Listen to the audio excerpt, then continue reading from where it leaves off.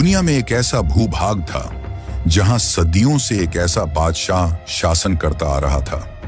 कुरान कहता है वह केवल देश का राजा ही नहीं था, बल्कि उसने खुद को लोगों का खुदा होने का दावा किया था। कुरान में वर्णित है, एक बार उसने घमंड के साथ कहा था, अना रब्बुकुमुल आला, मैं तुम्हारा सबसे बड़ा रब हूं। यह अत्याचारी शासक लोगों को मजबूर करता था कि वे उसके सामने सजदा करें। और फिर ऐसी एक रात आई जिसकी एक ख्वाब ने उस बादशाह की नींद हराम कर दी। दिलचस्प बात यह है कि उसने जो सपना देखा था वही उसके साथ घटित हुआ।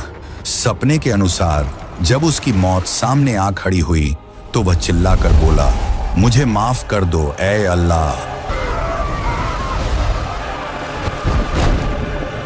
लेकिन अल्लाह ने उसकी लाश को भी जमीन के नीचे दफन होने नहीं दिया, बल्कि क़यामत तक उसे मानव जाति के लिए एक निशानी बनाकर रख दिया। मिस्र उस दौर का सबसे शक्तिशाली देश था। नील नदी के किनारे बसे शहरों में फसलें इस तरह लहलहाती थीं मानो वहां से सोना बरस रहा हो। उनके बाजार बहुत ही समृद्ध थे।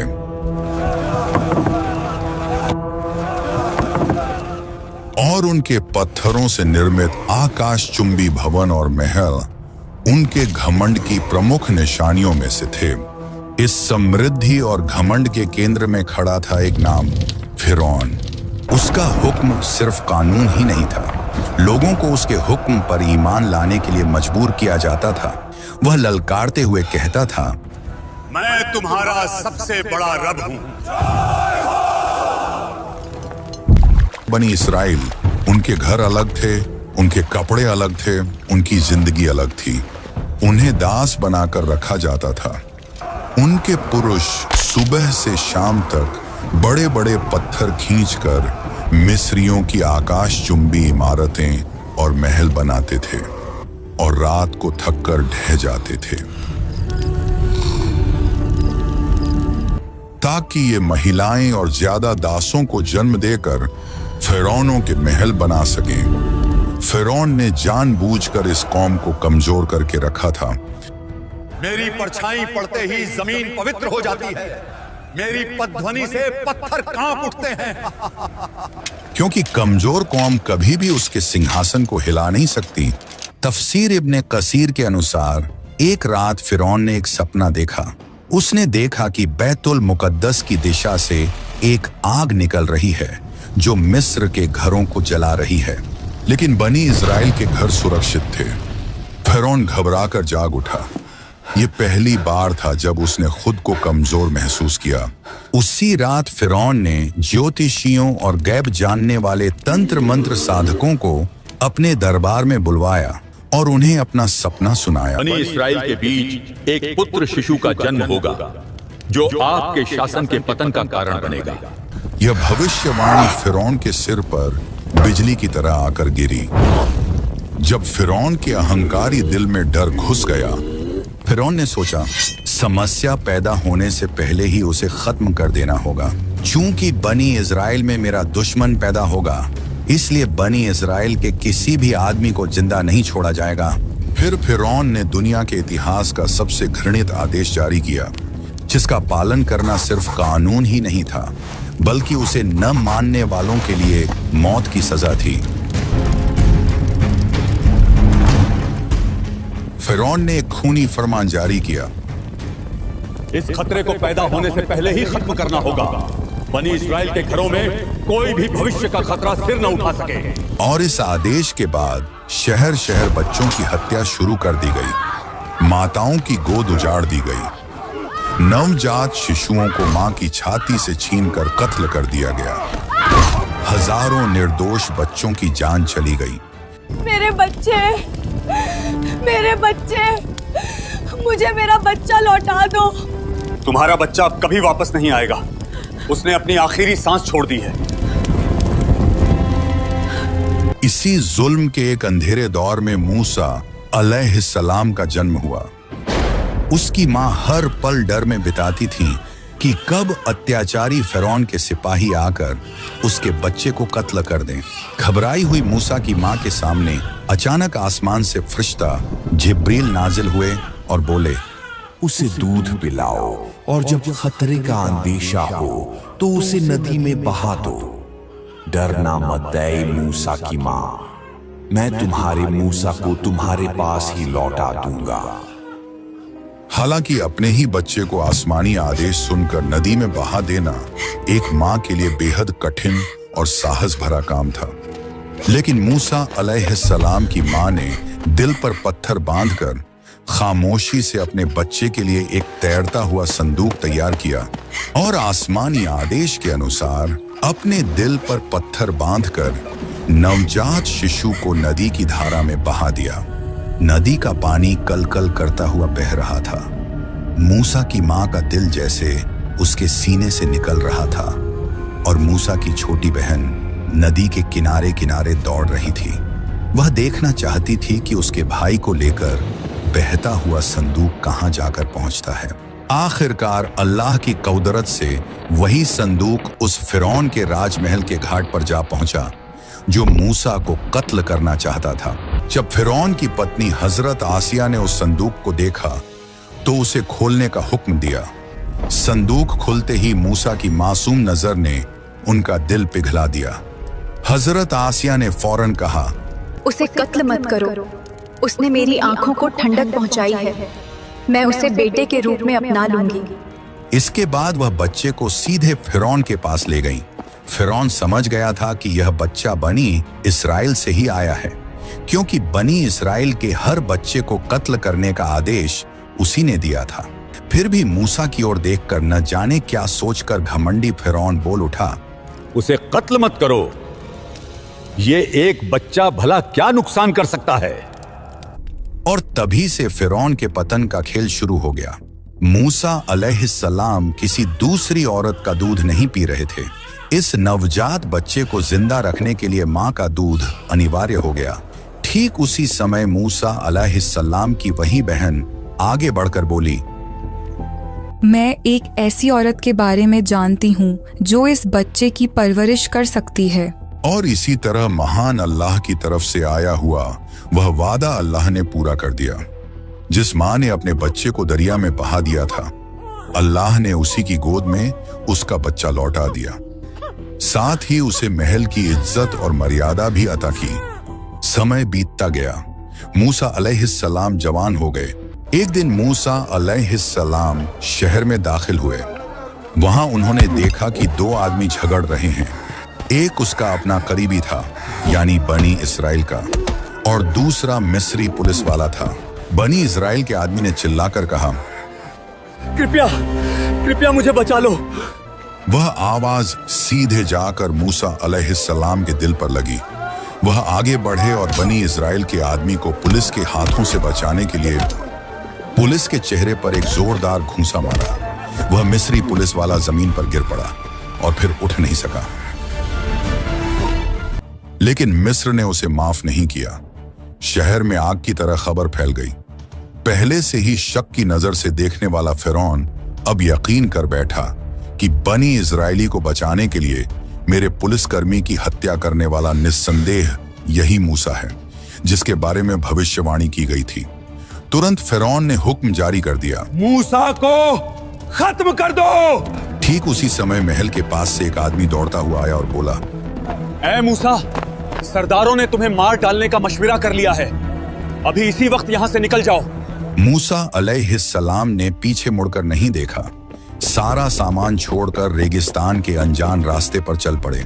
उनके साथ सिर्फ एक ही चीज थी, अल्लाह पर अडिग विश्वास। अल्लाह ने कहा। मूसा डर और उम्मीद के बीच शहर छोड़कर निकल पड़े। सामने वीरान रेगिस्तान, तेज गर्मी, भूख, प्यास और मूसा अलैहिस्सलाम के होंठों पर सिर्फ एक ही दुआ, ऐ मेरे रब, मुझे जालिमों के हाथों से बचा ले और अपनी हिफाजत की छाया में मुझे जगह अता फरमा। शहर के बाहर एक कुआं था। वहां पुरुष अपने जानवरों को पानी पिला रहे थे और थोड़ी दूर पर दो लड़कियां कुछ बकरियों के साथ चुपचाप खड़ी थीं। वे मौके की तलाश कर रही थीं। आप लोग कुएं से पानी क्यों नहीं निकाल रही? उन्होंने कहा, जब तक पुरुष चले नहीं जाते हम इंतजार करती हैं और हमारे पिता बहुत ही बुजुर्ग हैं। पेड़ की छाया में बैठ गए और कहा, आए मेरे रब, मैं तेरी तरफ से आने वाली मदद का मोहताज हूँ। तू मुझे जो कुछ भी अता करे मैं उसी का मोहताज हूँ। थोड़ी देर बाद मदद पाने वाली लड़कियों में से एक आकर मूसा अलैहिस्सलाम से बोली, हमारे पिता ने आपको बुलाया है आपकी मदद के लिए, आभार प्रकट करने के लिए। मूसा अलैहिस्सलाम ने शुएब अलैहिस्सलाम को अपनी पूरी घटना सुनाई। हजरत शुएब अलैहिस्सलाम ने कहा, डरो मत, अब तुम जालिमों के हाथों से सुरक्षित हो। शुएब अलैहिस्सलाम की बड़ी बेटी ने पिता के कान में धीरे से कहा, अब्बा, इन्हें काम पर रख लीजिए, ये चरित्रवान भी हैं और शक्तिशाली भी। मैं अपनी बेटी का निकाह तुम्हारे साथ करना चाहता हूँ, लेकिन शर्त यह है कि तुम 8 साल तक हमारी खिदमत करोगे, और अगर 10 साल पूरे कर दो तो यह तुम्हारी इच्छा और मेहरबानी होगी। भेड़ें चराना, तन्हाई, सब्र और अल्लाह की रहमत की उम्मीद। और अल्लाह इसी तरह नबी तैयार करते हैं। जब वह समय पूरा हो गया, ठंडी रात के रेगिस्तान में मूसा अलैहिस्सलाम और उनकी पत्नी चल रहे थे। अचानक मूसा अलैहिस्सलाम ने दूर पहाड़ पर एक रोशनी देखी। उन्होंने अपनी पत्नी से कहा, तुम यहीं ठहरो, मैं आग लेकर आता हूँ या रास्ते के बारे में कुछ जानकारी लेकर आता हूँ। जब मूसा अलैहिस्सलाम करीब पहुंचे तो एक आवाज गूंज उठी, ऐ मूसा। मूसा अलैहिस्सलाम का शरीर कांप उठा। वह अदृश्य आवाज फिर बोली, डरो मत, मैं तुम्हारा रब हूँ, अपने जूते उतार दो। तुम पवित्र तुवा की घाटी में हो, मैंने तुम्हें नबी के रूप में चुन लिया है। मूसा अलैहिस्सलाम ने जैसे ही अपने हाथ की लाठी जमीन पर फेंकी, उन्होंने देखा कि वह एक दानवी सांप में बदल गई। मूसा अलैहिस्सलाम फिर से डर गए। अल्लाह ने कहा, डरो मत मूसा, तुम इसे अपने हाथ से मजबूती से पकड़ लो। मूसा अलैहिस्सलाम ने जैसे ही उस सांप को मजबूती से पकड़ा, वह फिर से लाठी में बदल गया। इसके अलावा महान अल्लाह के हुक्म से मूसा अलैहिस्सलाम के हाथ में रोशन नूर चमकने लगा। अल्लाह ने कहा, जाओ, फ़िरौन घमंड में डूब गया है, शायद वह ईमान ले आए। मूसा अलैहिस्सलाम ने कहा, ऐ मेरे रब, मेरी जबान में रुकावट है, मेरे भाई हारून अलैहिस्सलाम को मेरा सहायक बना दे। इसके बाद मूसा अलैहिस्सलाम अपने भाई हारून अलैहिस्सलाम को साथ लेकर फ़िरौन के महल में गए।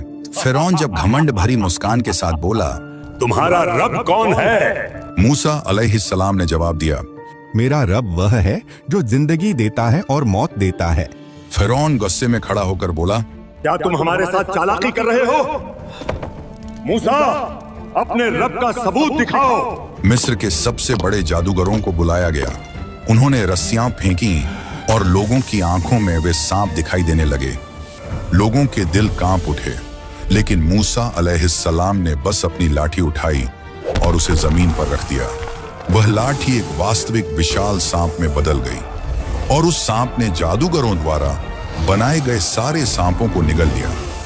जादूगर घबराई हुई आवाज में बोले, ये जादू नहीं है, ये अल्लाह की कुदरत है, ये सब झूठ है, मैं ही अकेला रब हूँ। अहंकारी फ़िरौन ने अपने ही बुलाए हुए जादूगरों के हाथ कटवा दिए, सिर्फ इसी अपराध में कि उन्होंने मूसा पर ईमान ले आया। ऐ फ़िरौन, तू जो चाहे कर ले, लेकिन हम मूसा के खुदा पर ईमान ला चुके हैं, क्योंकि हमने स्पष्ट आसमानी निशानियां देख ली हैं। फिर अल्लाह ने फ़िरौन और उसकी कौम पर अजाब की पहली निशानी भेजी। मिस्र की जमीन पर एक भयानक तूफान और बाढ़ उतर आई। यह सिर्फ पानी की बाढ़ नहीं थी, यह अजाब का सैलाब था जिसने उनकी फसलों को तबाह कर दिया। उनके उपजाऊ खेत डूब गए, उनकी रोजी रोटी की सारी उम्मीदें मिट्टी में मिल गई। जब तूफान थम गया और लोगों ने सोचा कि शायद अब कुछ राहत मिलेगी, तभी एक और अजाब आया, टिड्डियों का अजाब। एक विशाल टिड्डियों का दल आकर जमीन की हरियाली का आखिरी निशान तक खा गया।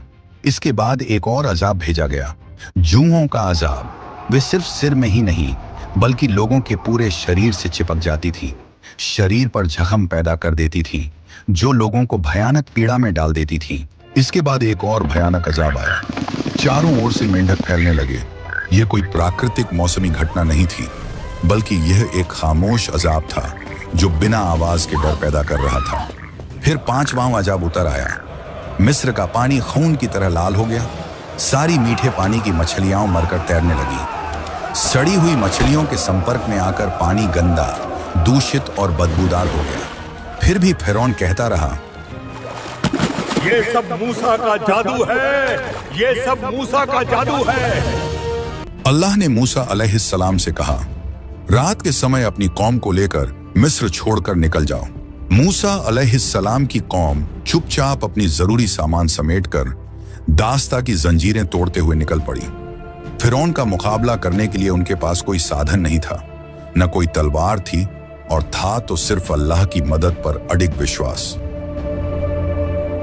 सुबह होते ही अजाब से तबाह फिरौन ने देखा कि मिस्र से बनी इजराइल के लोग गायब हो चुके हैं। उसका घमंड फिर से जाग उठा। उन्होंने हमारी कमजोरी का फायदा उठाकर भागने की कोशिश की है। हम उन्हें पकड़ लाएंगे और हम दिखा देंगे कि ताकतवर हम ही हैं। सिर्फ मूसा पर पूर्ण भरोसा लेकर बनी इस्राएल की कौम समुद्र के किनारे आ पहुंची। समुद्र उन्हें सामने बेहद गहरा और भयावह लग रहा था। बनी इस्राएल के लोग डर कर कहने लगे, हम तो एक भयानक मुसीबत में फंस गए हैं। समुद्र की ये लहरें हमें डुबोने के इंतजार में हैं। हमारे पीछे से मौत की फौज धावा बोलती हुई आ रही है।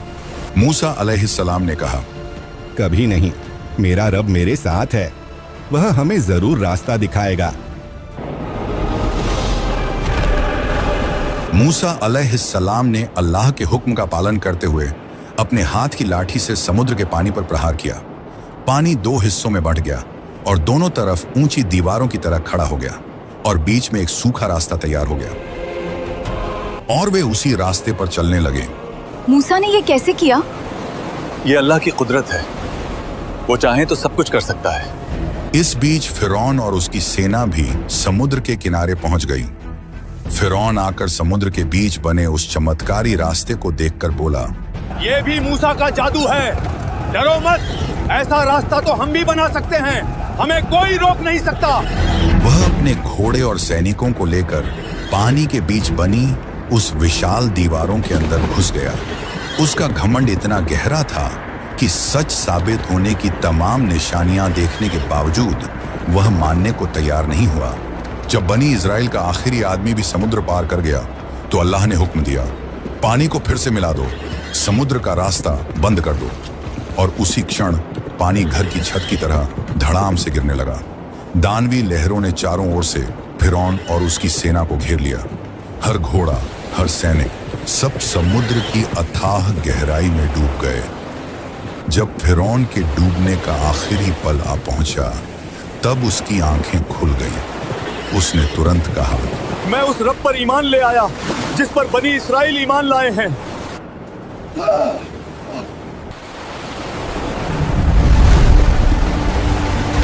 अल्लाह ने कहा, आज मैं तुम्हारे शरीर को सुरक्षित रखूंगा ताकि कयामत तक मानव जाति के लिए वह एक निशानी बना रहे। हजरत आसिया, जो फिरौन की पत्नी थी, कुरान में उनका उल्लेख मिलता है। उन्होंने अल्लाह के हुक्म से ईमान अपनाया था। अपने ही घर के भीतर फिरौन के जुल्म के बीच रहकर इबादत के जरिए उन्होंने खुद को सुरक्षित रखा। अल्लाह ने उनके लिए जन्नत तैयार